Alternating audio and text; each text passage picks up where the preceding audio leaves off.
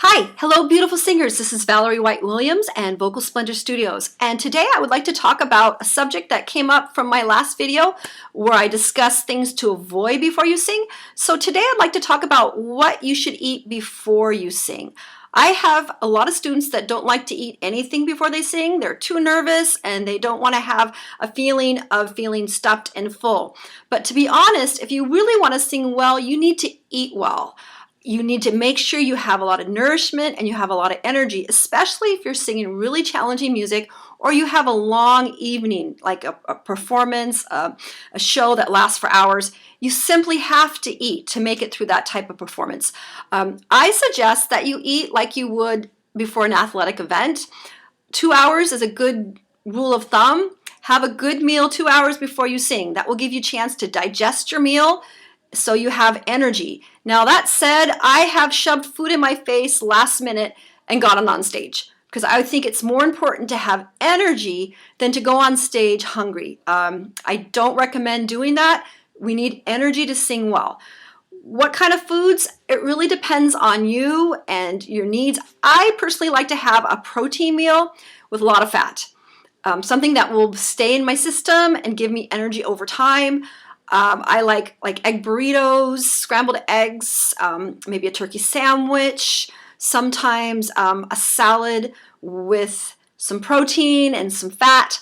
Those are my favorite things to eat. I know one singer that likes to have a bacon cheeseburger. That may not be your favorite, but she feels that gives her energy and gives her some the fat calming you down all the way. Other foods that singers like to eat, a lot of people like bananas. Bananas, some people find coating, but it does have potassium and that can tend to calm you down. Another food that a lot of vocal coaches recommend is sliced apples that have the skins peeled off. One vocal coach recommends taking a bag of sliced apples, maybe the green ones, chopping them up, putting them in a little bag, and then sticking them in your mouth. The thing about the apples is that it'll give you a little bit of sugar rush. You have some fiber and it moistens your mouth and it keeps you going. So again, I would recommend having a big meal about 2 hours before you perform. Give yourself some time to have it digest. I also like to avoid foods that might make my stomach upset. Cabbages or peppers, you know what which bothers you. You don't want to have any stomach digestion issues when you're performing.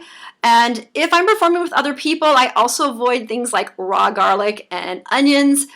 I like those things, but you don't want to be singing with other people and having garlic breath. That's avoidable. I also bring in a tin of mints just in case, so we're not having to breathe on each other. So those are little things to think about before you perform. Now, if you're doing a really long performance, either you're singing in a musical theater performance or an opera, or you have a long gig that you're doing it at a club, most singers like to bring in snacks to snack on.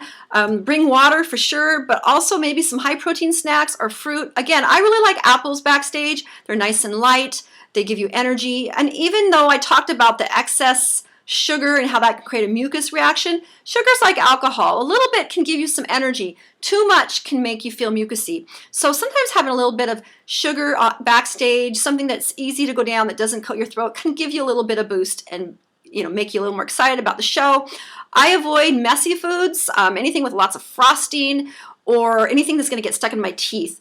If I'm on stage, I don't want to have to add cleaning my teeth or any of those things before I go back on. So if you're getting some snacks, you want to have snacks that you can eat that are clean, non-messy, won't give you bad breath, and won't make your teeth all trashy. So I think that's about it. It's kind of something you have to learn as you go. But again, you must sing, you must eat to sing well.